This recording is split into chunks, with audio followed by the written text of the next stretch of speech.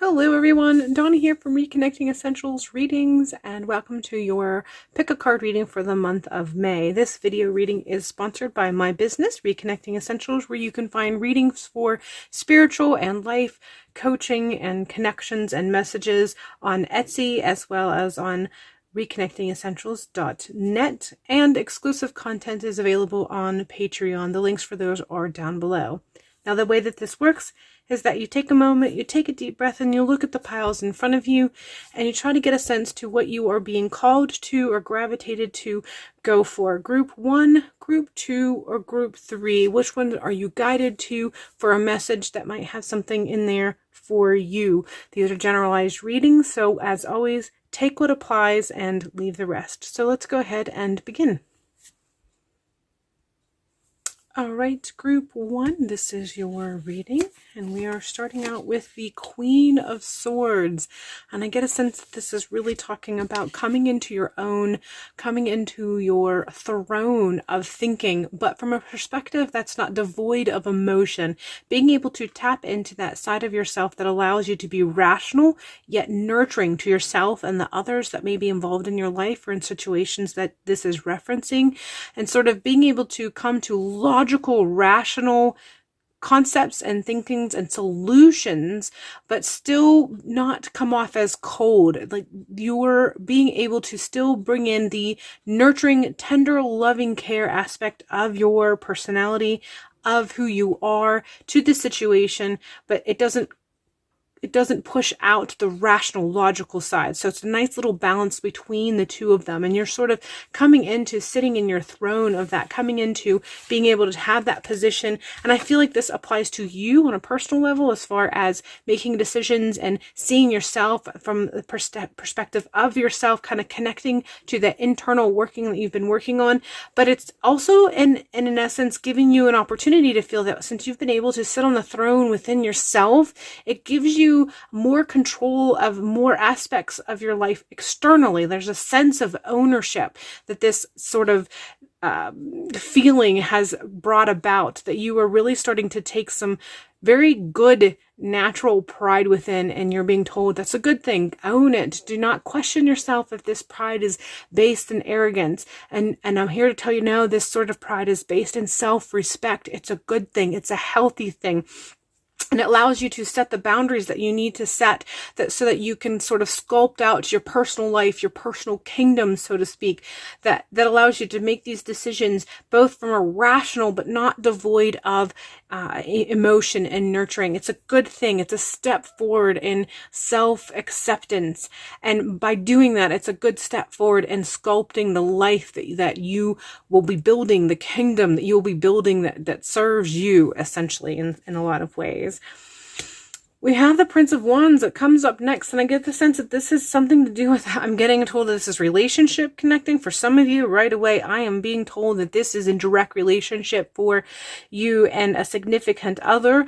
That I feel like this is, for some of you, this is really not a healthy situation. It's someone who's just kind of coming in a blaze, and it's kind of that sense of, the moth being drawn to the flame. So they have all the charisma that you desire. They say all the right things. They do all the right things. They seem to kind of check the check boxes of all the things that you find to be tantalizing, and you can see fulfillment of because of the excitement and the brightness that they seem to have. But there seems to be an underlying issue with them, and what you are seeing but ignoring when you see this person.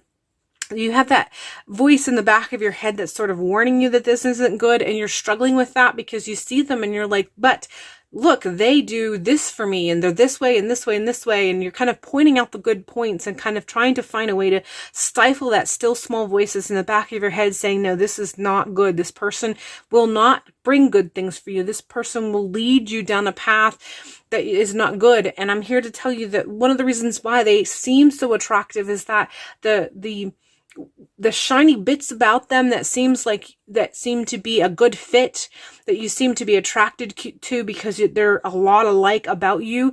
There are components that is drawing you in because there are parts you're seeing parts of yourself reflected in them, but you need to be wary of that, because what they're reflecting is the parts of you that you have been working really hard to heal from and to grow from, that you are working to kind of get onto the personal throne that I was just expressing of. So this new person, and I feel this is a new person, some of you, this might relate with old relationship, but the bulk of you, the mass of you, from the very generalized perspective, it is someone that this kind of sort of connection is a little bit more new, a bit fresh, and it just seems kind of spontaneous and kind of, like I said, there's like a burst of flame, just kind of sparkles in, zooms in. It's just, there's a flash in the pan sort of sensation that comes with this. And you're just being told to just be mindful. If you hear that still small voice in the back of your head that's saying, I don't know, this might be something you want to be wary of, listen to that. Do not try to argue with it. Go with your gut instinct.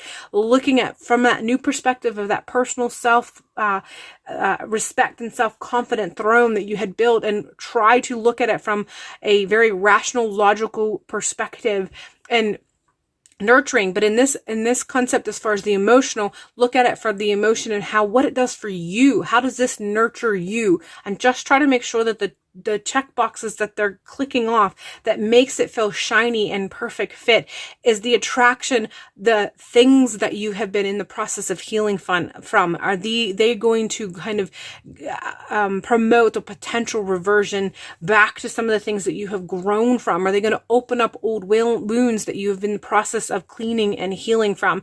Make sure that this is not going to be the connection that's going to be in that way, because you might, you're going to find yourself reflecting on personal relationships and connections and so on and so forth. So just make sure that the connection isn't a flash in a pan that's going to end up burning you, but has the sustainability to grow into something more if you are finding yourself kind of thrown into a relationship. Now, the Nine of Pentacles here, I'm talking to those of you who this is connection and relationship. So apparently emotion and relationships is on the table for the day, for the month of May. The Nine of Pentacles, this is in regards to some of you who are in a relationship already. You are stable. It's been sustained. You're comfortable. You're loving how things are going. However, at the same time, it's become stagnant.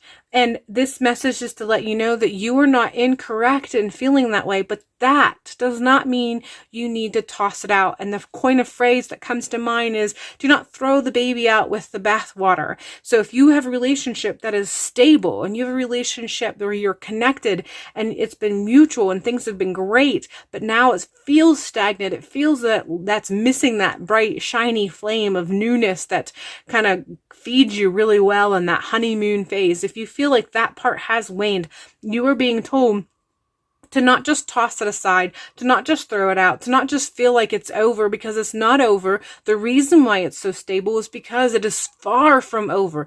But if you feel like it needs a little bit of attention, then you probably need to do what you need to do to communicate this with the other person involved in the relationship, so that you can kind of get on the same footing as far as how you feel. And maybe just having a conversation will allow you to recognize that how that stability doesn't feel nearly as stagnant as you might think. It might be it might just need a refreshing view of what that stability is providing for you. But there's just a concept of being told to reach out and communicate to get a better idea and feel for it.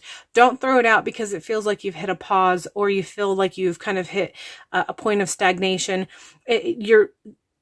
It's solid. So you just need to sort of kind of find your new way of stepping and sitting in the position of being in a solid, firm relationship. And some of this I feel is confusing, not confusing. I don't know if that's the right word. I would say probably more along the lines of, it's just so different. It's the first really good, sound, stable relationship that you've been in. And so just trying to get a feel for how good that is or isn't is new grounds for you. It's a new position for you. So just getting an idea of what it feels like to be in a healthy relationship, being new. Just have a good conversation first with yourself and then with that person, and just kind of get a feel for how you both stand on this and what it is that you may or may not need to do. You may just need to start taking a date, going out and going to the movies if that's available where you're at, or going out for a walk in the park if that's available for you to do so.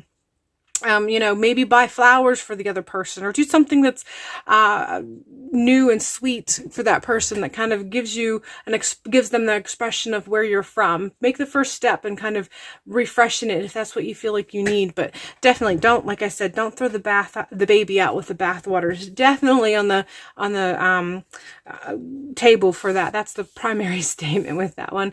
So we have next we have luck, and I felt the need to put it on this card, and I feel that we're going to revert back to the overall very generalized, very open-ended, very this applies to everybody concept, going back to that concept of you sitting on the throne of your self-esteem, sitting on the throne to build your kingdom, and the idea of luck. I feel like you are changing your personal vibrations, which means you're changing the law, you're changing the impact of the law of attraction. You're making it so that things that you are making it so that the vibes and the frequency that you're putting out is changing what you're attracting and pull into you, and it's for the better. So when things start happening and it seems kind of new because you think, oh, I've never been this lucky before, or things have never fallen into place quite like this before, or excuse me, I've never felt like things sort of come together so smoothly, or you start to even kind of question how, you know, when's the other shoe going to drop, because things have never come together as smoothly as this, and something, or even worse is when we start thinking about how obviously we must be doing something wrong, because if things are supposed to be this successful, it's because we've struggled, and you're not getting that sort of sensation of struggling, and things are just kind of coming together all on their own sometimes without seemingly you putting in much effort. And this is a result of, because the work that you have done that has allowed you to sit on the throne of yourself and oversee your kingdom from that very rational but yet nurturing aspect. This is all feeding into how you are changing your own field of magnetism, and as a result of that, you're drawing in these things that add to your life and expand on what you've already started. You started this. It's not just lucky in the sense of happen chance. You have put in work, and you are now being repaid for that. And we get validation with the shock of the new. Just that I get that, like I said, that sensation of how everything's kind of falling into place, and it seems natural, but sometimes when things go our way like that, we feel inclined to question if it's actually okay, or if we're doing something that's not quite deserving. I don't know. Sometimes our internal dialogue can be quite confusing and not accepting. And so we have this moment of looking around us and trying to figure out how we fit into how things are coming into place, and how we fit into moving it forward. But again, it's not luck in the sense of it's just being happenstance. It's luck in the sense that you have shifted your own personal magnetism, and it's drawing these things in. So you are perfectly okay and feeling those feelings of being a bit stunned or shocked and looking around you, kind of feeling like I'm not sure where to move or how to move, but you're also being told to just accept it and embrace it. You have done the work. And it's changing the frequency. It's changing your life. It's changing what you're attracting into your life and into your world. And it's a good thing. Allow yourself to have that, childlike, excitement that you get whenever you are meeting or being given something new and it feels like a present. Accept it and accept the feelings that come with it, but know that you deserve it. You've done the work and you deserve it. And then finally, we have the key to prayers to forget what I think I need. And I feel like that word need is supposed to be replaced with deserve. I feel, again, I've already kind of hit on that when I was going into some of those other messages about how sometimes we have the internal narrative or the internal dialogue about how, we see things and we start to question whether or not we've actually deserved it, or we put in the appropriate amount of work, and, are we allowed to have these things? And if you've experienced these sorts of internal narratives, you know what I'm talking about.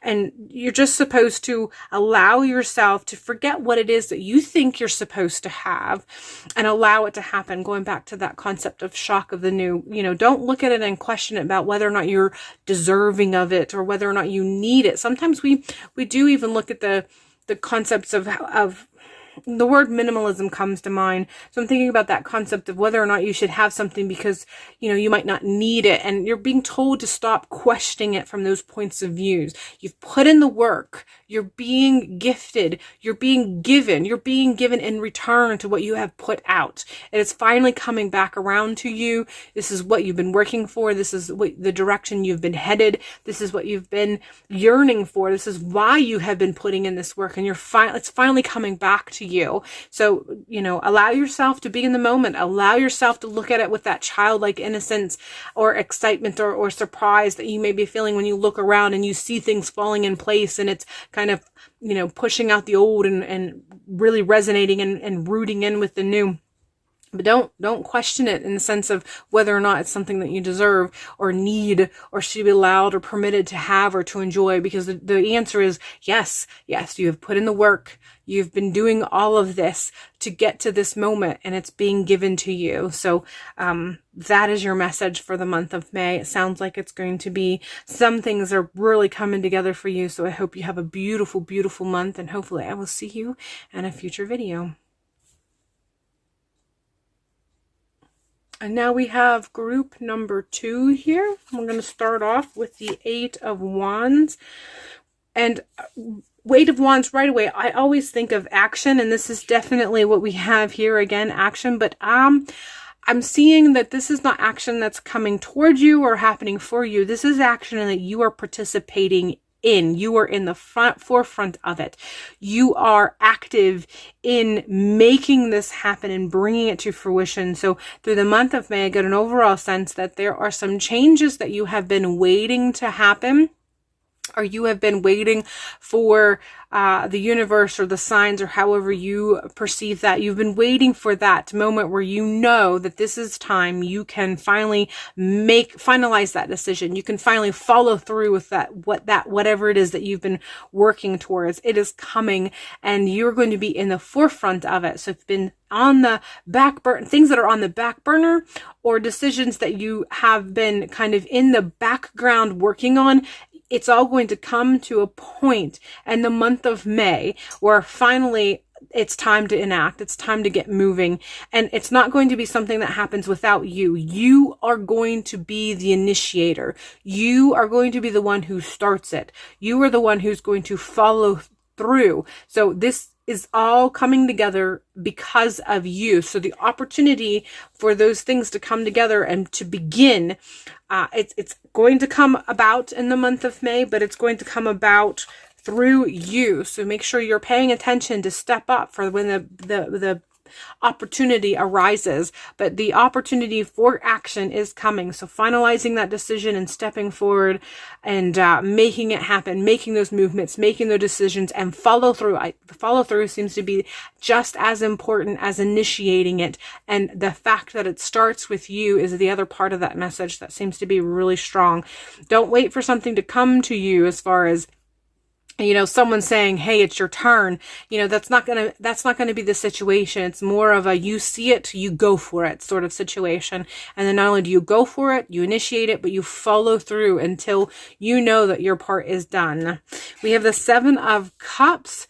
And the image is what really catches my eye the most. 7 of Cups in the traditional tarot is usually depicted with a bunch of options, and that's generally what is read with the concept of 7 of Cups. But with this one, there is one person, there's 2 people, and they're embracing, and it really is connecting with that idea. Again, following what we've already said about it's that action is going to be initiated and followed through with you. If you've been experiencing up to this point those moments where you felt like you were overwhelmed by the amount of choices and uncertainty of which one you're supposed to be going through, that's going to be finally dissipated for you. At long last, you're going to look at the options and you're just going to innately know that's the one you want. That's the one you want to go for. That's the one you want to connect with. That's the one you want to embrace. And that's the one you want to make work. And I feel like this involves relationships for some of you, and others this involves career options, and still others this involves with just heady decisions that you've been going back and forth with that is in your personal life. But whatever it is, however that is applied to you in your life, you are at a point in time in the month of May where at long last you will reach that clarity you've been longing to have. The lack of it that you feel like you've been kind of muddled with and underwatered with is finally going to dissipate and go away, and you'll have that moment of clarity where you will know without a doubt, that's the one, that's the choice, that's the thing that I want to go for, initiate, and follow through and make work no matter what, because it is exactly what I've been hoping for, desiring for, and in the direction that I want to go. We do have the Nine of Wands, and perseverance comes to mind. Just staying on task. I feel like this isn't, again, we got a storyline going with your cards today in the month of May, and it has to do with just keeping up. That, again, I said earlier when I was talking about the Eight of Wands, where you're getting that message regarding follow through. The Nine of Wands is reiterating. You need to stick with it. No matter how easy it might come in the beginning, like you have that moment where you realize that thing that you're supposed to go through that decision you're supposed to latch on to and initiate, all of that stuff is going to come, but the follow through at some point in time, somewhere along the line, it's going to not feel near as big and burstful as that, Eight of Wands sensation that when it first comes on the scene. So follow through, not just in the beginning, the follow through is not going to be that hard. Everything's going to come together, and you're going to just experience that, flush of energy that happens when you're excited by the newness of something, when you're excited, that energy that comes when you're excited of finally knowing what you want and being able to pursue it. You'll have no problems with the follow through then, but they'll get to a point where that initial energy, if you think about running a marathon, that initial energy that you start out with, you start to sort of wane, and you have to get to a point where you can get a steady pace to keep it up to the finish line.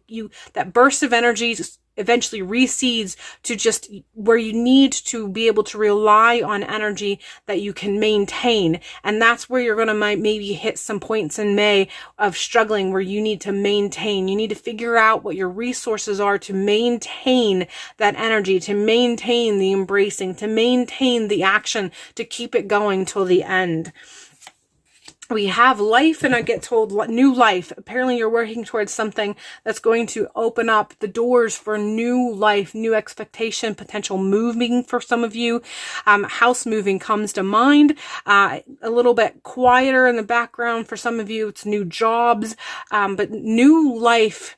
I don't want to say new beginning, because it feels so much bigger than new beginnings.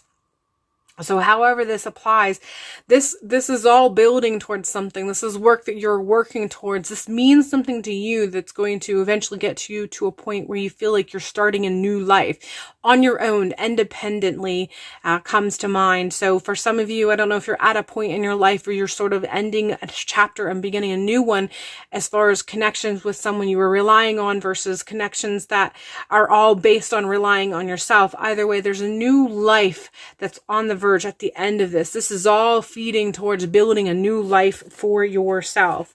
Big, bold vision is telling me that this is something that you've been envisioning for a long time. Things are coming together again, where now you know what it is that you need to do to initiate, what you want to embrace, what you want to go through, how you want to follow through, and getting that stamina that allows you to continue to persevere and follow through. Keep your eye on that vision, whether you have a vision board or not, physically, or if you have a vision board within your head mentally of where you want to go, where you want to lead. You need to fixate on that and embrace it completely and continue to nurture and feed it. And if you only have a vision board within your head, do what it takes to maybe bring it down and out physically. If you want to create a vision board or write a list or whatever it is, but find a way to create a means to be able to focus and to remember through all of this, that big, bold vision, especially to help sustaining that follow through that I was speaking about.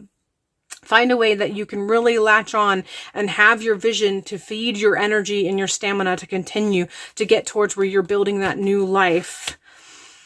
And then finally we have, I recognize that I've chosen fear and I choose love. And I feel like the bottom half of that statement is what's happening for you. Up to this point, you have recognized that up to this point, you have chosen you have made choices that allowed you to kind of remain frozen in fear of moving forward, frozen by judgment or criticism or just concerns or, worries about expectations externally. And in some ways, for some of you, even internally, kind of trying to get an idea of what you feel internally as to how you can make this work. And if you have what it takes to make it work. And by the way, you do have what it takes to make it work. But you've reached a point where you're no longer choosing that position of standing there and kind of being frozen in fear to grab onto what you want and going after it. You have chosen again. You've reached a point where you've made the choice. In this one, you chose to love yourself and just go for it. This is what's happening in May. You will be able to give that opportunity. You will see that point where you will see the two choices in front of you, and you will finally, instead of choose staying, you'll choose action. You'll be able to see with clarity what it is that you want to go for, that big, bold vision of what life you have as a result of the actions that you'll take if you just take that first step. You'll have the energy to begin, and you just need to continue to fuel that big, bold decision, that vision that you have, to continue to energize you and to give you the stamina to follow through, because it's leading you to what it is that you've envisioned. All right, group number 2, that is all I have for you. I hope you have a bountiful and expanding month of May, and hopefully I will see you in the next video. Group number 3, we're starting out with Queen of Cups. This really is tapping into mothering and nurturing, first and foremost with self, but I do believe that this is really tapping into some of you in your position as a mother in some aspect. For most of you, this is actually referring to you being a mother, an actual mother to children of your own or to children of your significant other who you do mother. But there's also some of you that it is in regards to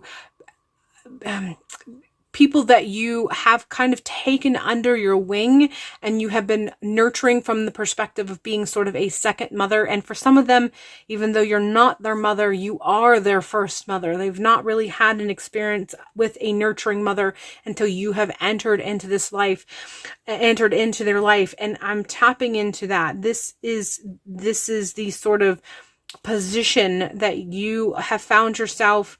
This is referencing this particular position or aspect of your life. It's something that's it's a narrative or a theme that's going to come up in the month of May. And we have 3 of Cups, and it seems like what you have been doing is going to get to the point where you can celebrate choices. And I just get an overall sense that you're reaching an aspect where these people who you are in a position of being a nurturing mother for them and have created nurturing, loving stability for them. They've reached a point in their life where they don't need that from you as much anymore. You have given them enough for them to feel like they can stand on their own 2 feet. So in the month of May, a lot of you are going to be facing a moment where you're going to be able to see them kind of spread their wings and not need you from nearly as much of a nurturing mother perspective, because you have taught them how they can be that for themselves. They can now, like I said, spread their wings and move on. And it's not that they're moving on and leaving and forgetting you. They can't forget you. You're an integral part of who they are because of what you have offered them, because of the foundation that you have given them, and self-love and appreciation and nurturing. So